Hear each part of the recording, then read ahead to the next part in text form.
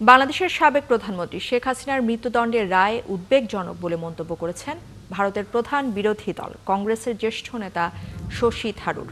এই রায় তাকে আতঙ্কিত করছে বলে দাবি করেছেন তিনি। মঙ্গলবার এক প্রতিবেদনে এই তথ্য জানিয়েছে ভারতীয় সংবাদ মাধ্যম এনডিটিভি। শশী থারুর সাংবাদিকদের জানিয়েছেন, দেশের ভেতরে বা বাইরে মৃত্যুদণ্ডের পক্ষে নন তিনি। তাই এ রায় তাকে বিশেষভাবে আতঙ্কিত করেছে। অন্য দেশের বিচার ব্যবস্থা নিয়ে মন্তব্য করা ঠিক নয় জানিয়ে তিনি আরও বলেন, এটা আসলে ইতিবাচক কোনো ঘটনা নয়।